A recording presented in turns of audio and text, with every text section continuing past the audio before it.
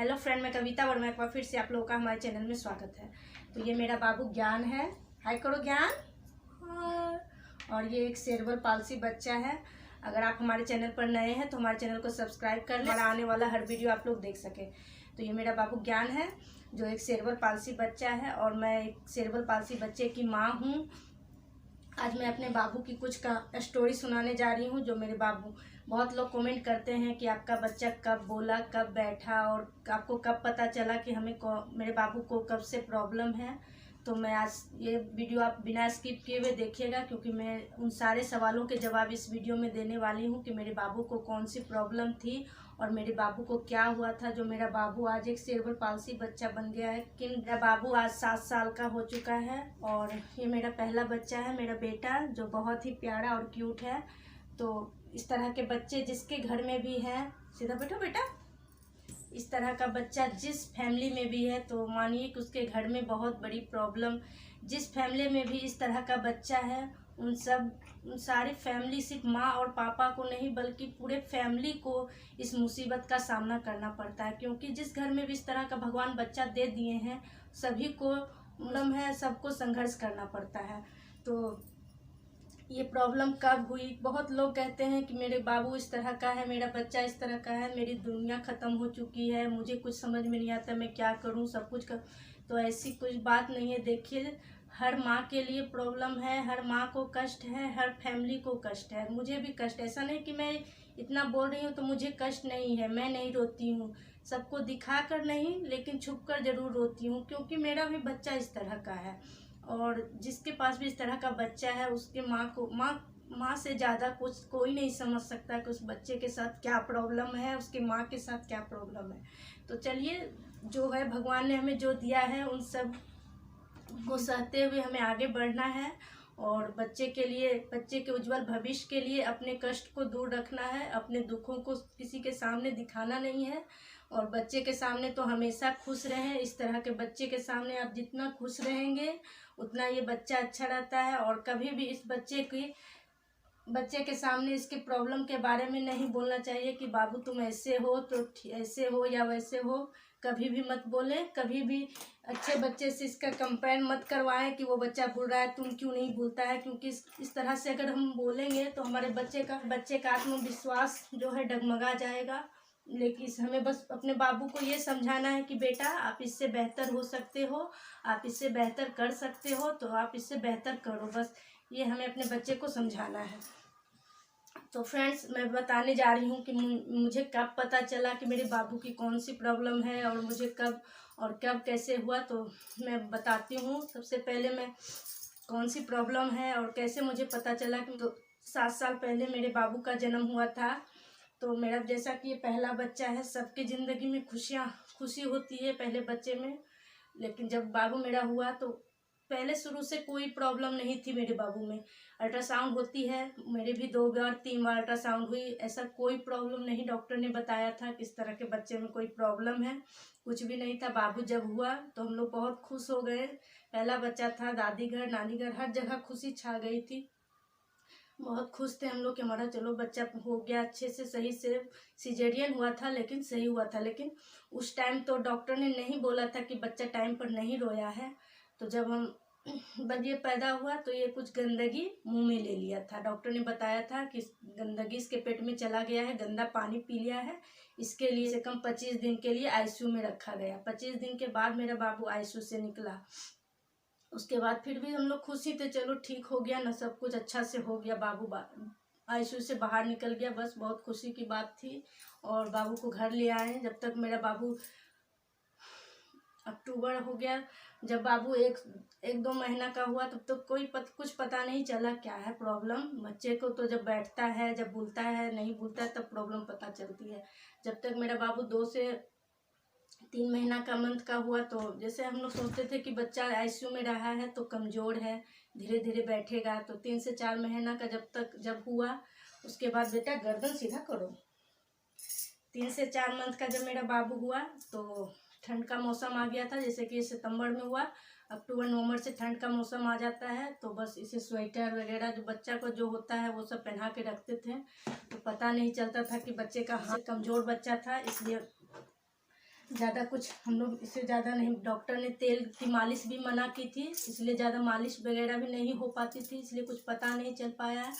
और इसी तरह से सितंबर अक्टूबर मतलब कि ठंड का मौसम था, स्वेटर पहना के रखते थे, पता ही नहीं चला कि हाथ मुड़ा हुआ है। और जैसे जैसे जब बच्चा का टाइम आता है बैठने का, तब हम लोग ध्यान देते हैं कि बच्चा बैठ नहीं पा रहा। जब बाबू का 6 मंथ हो गया तो ये बैठाते थे तो ये गिर जाता था, जब भी बैठाते थे तो गिर जाता था। तो फिर मम्मी लोग कहती थी क्या कमज़ोर है, मुझे भी लगता था, हम लोग को लगता था कि बच्चा कमज़ोर है, आईसीयू में रहा है, इस कारण बच्चा नहीं बैठ इस कारण बच्चा हमारा नहीं बैठ पा रहा है, धीरे धीरे बैठना स्टार्ट कर देगा।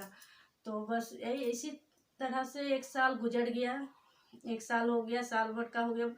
ये बीमारी मतलब कि हमारे फैमिली में हमने कभी नहीं देखा था, ना ही कभी सुना था कि बच्चा कभी बैठ भी नहीं पाएगा। ये तो कभी दूर की बात थी, कोई कभी सोचा भी नहीं था। तो जब 1 साल का बाबू मेरा हो गया तो उसके बाद हम नहीं बैठने लगा, फिर भी नहीं बैठा। तो हमारे घर के बगल में एक फिजियोथेरेपी करवाता था, एक्यूप्रेशर का डॉक्टर थे। तो फिर हम उनसे बाबू को दिखाएं कि देखिए अभी तक नहीं दिखाए नहीं, सॉरी, वो मेरे बाबू को जब देखा ना तो वो पूछा, मतलब कि उनको लगा होगा, उनको पता होगा किस तरह की प्रॉब्लम होती है कि बच्चा तुम्हारा बैठ नहीं पाता है। तो हम लोगों ने बोला नहीं, तो इसका इलाज करवाओ, इसको कुछ प्रॉब्लम है, सीधा बेटा।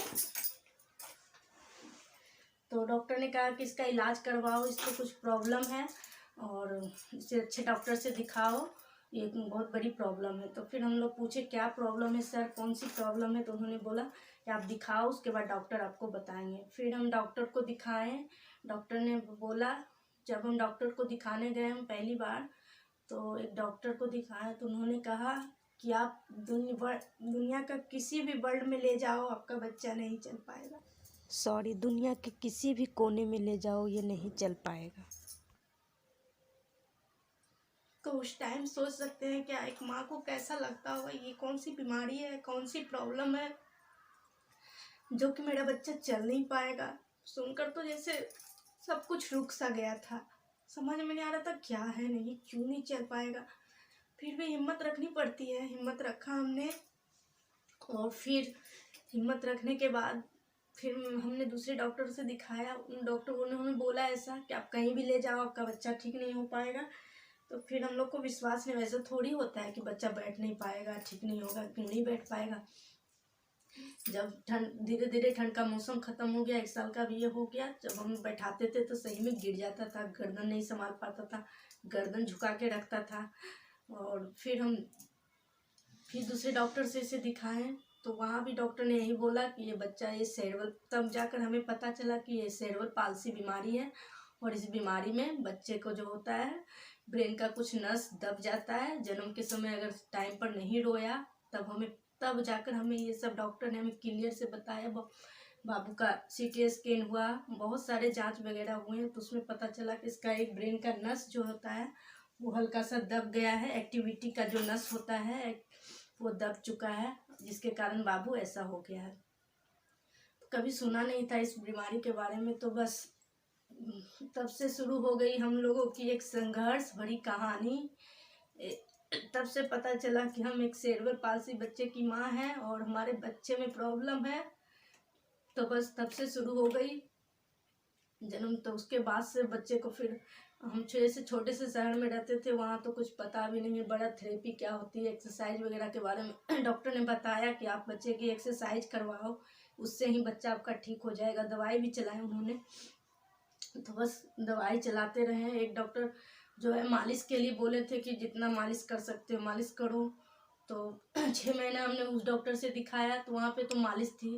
और उसके बाद फिर किसी ने हमें दूसरे डॉक्टर के बारे में बताया, दिल्ली में गंगाराम हॉस्पिटल डॉक्टर के बारे में, डॉक्टर प्रवीण कुमार। तो उनका बच्चा इसी तरह का था जो वो अब हल्का फुल्का बैठने लगा था, चलने लगा। तो उन्होंने बताया कि आप वहाँ दिखाओ और मालिश बिल्कुल भी मत करो, क्योंकि मालिश नहीं किया जाता है। हम बाबू को आयुर्वेदिक डॉक्टर से दिखा रहे, तो उन्होंने हमें मालिश के लिए सलाह दी थी, क्योंकि जब पता ही नहीं है क्या नहीं है तो डॉक्टर जो बोलते थे वो सुनते थे। उस समय उतनी जानकारी भी नहीं थी, यूट्यूब वगैरह पे हम लोग सर्च भी नहीं करते थे कि क्या है नहीं है। तो जो जहाँ बोला वहाँ दौड़ जाते थे लेकर कि क्या हो गया है। तो बस जब हम दिल्ली गए डॉक्टर से दिखाए, वहाँ भी बाबू का CT स्कैन हुआ, MRI, बहुत सारी जांच वगैरह सब कुछ हुई, तो वहाँ भी सेम वही प्रॉब्लम बताया गया कि एक नस दबा हुआ है, जिससे बच्चा जो है चलेगा, देरी से चलेगा, लेकिन पूरी गारंटी नहीं है कि चलेगा भी और सही से ठीक हो पाएगा। ये भी डॉक्टर ने नहीं बताया कि हम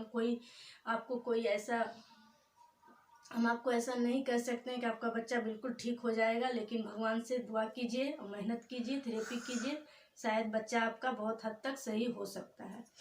सीधा करो बेटा गर्दन। तो बस डॉक्टर ने हमें ऐसा सलाह दिया।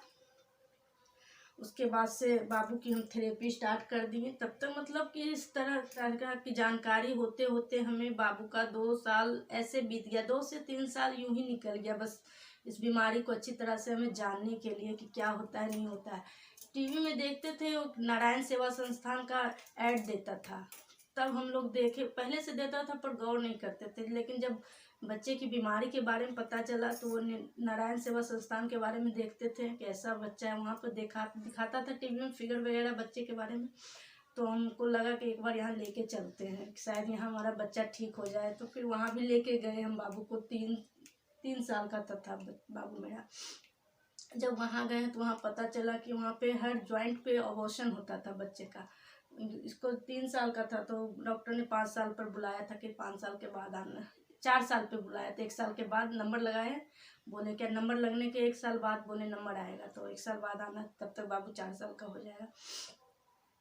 तो लेकिन वहाँ पे मैं जो बच्चे की स्थिति देखी ना, हर बच्चे का जॉइंट पे ऑपरेशन होता था, हर जॉइंट पे देखकर मुझे लगा नहीं, मैं अपने बच्चे को ऐसा नहीं करवाऊंगी। पता नहीं क्या हुआ, जो मुझे लगा मैं यहाँ पे इलाज नहीं करा सकती, जो है जैसे है थेरेपी से ही मैं बाबू को ठीक करूँगी, पर मैं इस तरह से बाबू को हर जगह पे मैं उसे तकलीफ नहीं दे सकती। मैं वहाँ से भाग गई। मैंने बोला कि नहीं, मुझे यहाँ पे नहीं ट्रीटमेंट करवाना है। फिर मैं वहाँ से चली आई। फिर मतलब कि कम से कम 10, 12, 20 जगह थेरेपी करवाया, जहाँ जो बोले वहाँ जाते थे लेके। कभी कोई कैसा, इसी तरह से धीरे धीरे मतलब 2 साल, 2.5 साल का था ना मेरा बाबू, तब वो हल्का फुल्का पलटने लगा। 2 साल 2.5 साल का होने के बाद, 2.5 साल के बाद से पलटने लगा। एक चीज़ अच्छा था कि मेरे बेड में शीशा लगा हुआ था, जिससे कि जब ये पलटता था ना तो गर्दन ऊपर शीशा की ओर दिखता था। मुझे तो उस टाइम पता नहीं था कि ये सब थेरेपी भी होती है, शीशा दिखाना है, गर्दन उठाना है। लेकिन एक चीज़ अच्छा था, मेरे बेड में शीशा लगा हुआ था और वो गर्दन बार बार उठा के शीशे को देखता था। बस इसी तरह से देखते देखते थेरेपी भी मतलब कि हम कंटिन्यू नहीं करवा पा रहे थे। 2 साल 3 साल का था ना, नहीं करवाते थे, क्योंकि उस समय मैं गांव में रहती थी और थेरेपी बाजार में रोज आना जाना संभव नहीं था, इसलिए नहीं, मतलब कि 3 साल तक मेरे बाबू को थेरेपी हुई ही नहीं। बस वही शीशा लगा हुआ था, वो गर्दन ऊपर देखता था शीशा का, और उसके बाद देसी तरह देखते देखते अचानक से एक दिन उठकर घोड़ा बनकर शीशा को देखने लगा था। उसके बाद फिर धीरे धीरे सब लोगों ने बोला कि बिना थेरेपी का ठीक नहीं होगा, तब से मतलब खुद से ये मेडिसिन चल रहा था। वो शीशा की थेरेपी ही समझिए, मुझे जानकारी नहीं थी, लेकिन बच्चे की एक थेरेपी हो रही थी। वो शीशा को गर्दन ऐसे पेट के बल में लेटाती थी, तो वो गर्दन को ऐसे उठा के शीशा देखते रहता था। देखते देखते उसी तरह से वो घोड़ा बन के उठ के घोड़ा बन के इस तरह से खड़ा हो गया। तो फिर इसी तरह से हम बच्चे की थेरेपी करवाते रहे। जब घोड़ा बन के उस तरह से बैठा, उसके बाद फिर हम थेरेपी करवाने के लिए आए। फिर हम थेरेपी करवाएं, फिर हमें पता चला इधर उधर थेरेपी करवाते करवाते फिर हम थेरेपी करवाने लगी थी कि नहीं, मैं अब बाबू को थेरेपी करवाऊंगी। सब लोग कहते, मैं अपने मायके गई, वहाँ पे मैं एक साल रही। फिर वहाँ पे मैं थेरेपी करवाई, वहाँ से भी बहुत इम्प्रूवमेंट आया। मेरा बाबू घोड़ा बनने लगा था। उसके बाद फिर थोड़ा बहुत बैठने लगा था, लेकिन बैठता था पैर पीछे करके बैठता था, जो कि इस तरह के बच्चे के लिए बहुत ही खतरनाक साबित हो सकता है। लेकिन हमें पता नहीं था कि इस तरह से नहीं बैठाना चाहिए, बस लेकिन उसी बैलेंस में बैठ पाता था, पालथी मार के तो बैठ ही नहीं पाता था। उसके बाद फिर मुझे इसी तरह से 3-4 साल कटता गया, बीतता गया। उसके बाद एक बार हम जब एंड्रॉयड मोबाइल लिए, उस समय पहले से मेरे पास एंड्रॉयड मोबाइल भी नहीं था जो मैं सर्च करती। उसके बाद मैं एंड्रॉयड मोबाइल लिए, उसके बाद मैं यूट्यूब पे सर्च करती थी best therapy cerebral palsy child. उसके बाद मुझे इलाहाबाद के बारे में पता चला, तो फिर मैं इलाहाबाद गई जब मेरा बाबू 5 साल का था। उसके बाद इलाहाबाद में भी मैं 6 मंथ थेरेपी करवाई। वहाँ से मुझे बहुत जानकारी मिली कि बच्चे को किस तरह से बैठाना है, बच्चे को घोड़ा बनाना है, बच्चे के घुटने पे खड़ा करना है, ये सब मतलब जानकारी मुझे मिली। उस समय मेरा बाबू घोड़ा बन रहा था लेकिन सही से नहीं बनता था, सही तरीके से चलाना है, ये सब जानकारी मुझे वहाँ जाने के बाद मिली। और फिर वहाँ पे मैं 6 मंथ थेरेपी करवाई बाबू की। वहाँ से बहुत इम्प्रूवमेंट हुआ बाबू का। मेरा बाबू अब मतलब कि खुद से पकड़ के खड़ा होने लगा। और उसके बाद सही से पालथी मारकर बैठाने के लिए सर सिखाते थे कि पालथी मारकर बैठाना है, पद्मासन में बैठाना है, तो मैं बाबू को बराबर पद्मासन में बैठाती थी, पालथी मार के बैठाती थी। और इसी तरह से बैठाते बैठाते बाबू मेरा पालथी मार के पहले गिर जाता था दीवार साइड में, दीवार के साइड से हम पालथी मार के बैठाते थे बाबू को।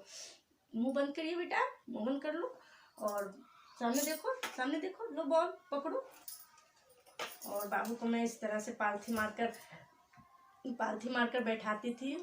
और पद्मासन मेरे से बहुत बेहतर हो गया। गर्दन पहले बिल्कुल नहीं संभाल पाता था और शीशा के सामने स्टूल पे बैठाती थी हमेशा, अभी भी बैठाती हूँ। पहले से बहुत बेहतर है, अब तो बहुत गर्दन संभाल लेता है। ये है कि जब तक हमें जानकारी मिली तब तक बहुत समय निकल चुका था। बाबू का 5 साल से ऊपर हो चुका था, क्योंकि कहते हैं ना, जितना छोटा बच्चा है उतनी जल्दी इम्प्रूवमेंट आती है। लेकिन बहुत छोटा में हमें पता नहीं चल पाया कि इस तरह के बच्चे को किस तरह से रखना चाहिए। अगर सही टाइम पर हमें पता चल गया होता कि इस तरह से रखना, इस तरह से बैठना है, तो शायद मेरे बाबू में और ज़्यादा इम्प्रूवमेंट आया होता। लेकिन फिर भी जितना भी आया है, मैं भगवान को बहुत ही शुक्रिया अदा करती हूँ कि समय से पहले मेरा बाबू, मुझे लगता था कि उठकर बैठ भी नहीं पाएगा, चलना तो दूर की बात है, लेकिन पलटना सीखा, फिर बैठना सीखा, अब कुछ पकड़ के खड़ा होना भी सीख रहा है। और पहले से बहुत इम्प्रूवमेंट है, ऐसा नहीं कि नहीं है, बहुत है। और बस मैं इस तरह के बच्चे के पेरेंट्स को यही बोलना चाहती हूँ कि आप लोग भी हिम्मत मत हारिए। ये बहुत बड़ी जंग है हम पेरेंट्स के लिए, बहुत बड़ी, लेकिन फिर भी हमें इस जंग को जीतना है। आगे क्या होगा इसके बारे में मत सोचिए, क्योंकि अगर हम भविष्य के बारे में सोचते हैं आगे क्या होगा तो बहुत नेगेटिव ही मन में आता है। इसलिए सोचना ही नहीं है, बस कितना हम कर सकते हैं, बस जितना हो सकता है हम करेंगे। आगे ऊपर वाले की मर्जी, अगर उन्होंने लिखा होगा हमारे नसीब में हमारे बच्चे का चलना, तो हमारा बच्चा चलेगा। तो बस यही हिम्मत से हमें बच्चे को आगे बढ़ाना है, क्योंकि बच्चा जब जिसका बच्चा इस तरह का हो जाता है तो उसके माँ को ही पता चलता है कि उसके जीवन में क्या है क्या नहीं है। बहुत लोग सब्सक्राइबर, हमारे जितने भी सब्सक्राइबर हैं, बहुत कमेंट करते थे, पूछते थे कि बताइए आपका बच्चा कब हंसा, कब बोला। वैसे मेरे बाबू में समझ की कोई कमी नहीं थी, बचपन से समझता था, सबको पहचानता था। और 1 से 1.5 साल तक में वो हंसने लगता था और पहचानता। सबसे ये सही थी कि वो समझता था, कुछ भी बोलते थे तो वो समझता था। और टॉयलेट, पॉटी, ये सब जो भी था ये बताता था बचपन से ही। 2 से 3 साल तक में उसको पोटी या सुसु लगता था तो ये बोलता था, कि इशारे से ही बताता था। बस यही है कि ब्रेन में इसकी ज़्यादा कमी नहीं थी, समझ अच्छा था, बस यही इसके लिए अच्छा बेहतर निकला है। और बस मैं अभी भी मेहनत कर रही हूँ और आगे इस बच्चे के साथ तो ज़िंदगी भर मेहनत करनी है। लेकिन बस इतना चाहते हैं कि कुछ इंडिपेंडेंट बन जाए, खुद से अपना काम कर पाए, बस इसी कोशिश में लगी हुई हूँ। और आप पेरेंट्स भी बस हिम्मत मत हारिए, जो भी है हिम्मत मत हारिए, कोशिश कीजिए। क्योंकि मेरा बच्चा भी लगता था उठ के नहीं बैठ पाएगा, खड़ा भी नहीं हो पाएगा, लेकिन आज मेरा बाबू पलटना सीखा, बैठना सीखा, पालथी मार के अच्छे से बैठकर मोबाइल चला लेता है, कुछ गेम खेल लेता है, कुछ भी कर लेता है। और किसी चीज़ को पकड़ के खड़ा हो जाता है और 1-2 कदम चला भी लेता है। और पकड़ के दोनों साइड से अगर सपोर्ट से हम चलाते हैं तो वो चल भी लेता है। इस तरह से मेरा बाबू पहले से बहुत अच्छा है। तो बस इस तरह के बच्चे को, जितने भी पेरेंट्स हैं, सही जगह पे थेरेपी करवाइए। और इससे बच्चे को, जैसे कि नॉर्मल बच्चा खुद से बैठना सीखता है, नॉर्मल बच्चा खुद से घुड़कना सीखता है, तो अगर इस तरह के बच्चे में आपको प्रॉब्लम नज़र आ रही है, हाथ, अगर इस तरह के बच्चे को बचपन से हाथ जो है इस तरह से मुड़ के पीछे की ओर रखता है, जैसा कि मैंने बताया था कि मेरा बाबू जब हुआ तो ठंड का मौसम आ गया और मैं इसे स्वेटर वगैरह पहना के रखती थी, पता नहीं चल पाता था, इसलिए लेट से पता चला। और इस तरह से हम लोग पता लगा। फ्रेंड्स, बस वीडियो ज़्यादा लंबा हो जाएगा, मैं अगले वीडियो में कुछ और बताऊंगी। तो बाय कर दो ज्ञान।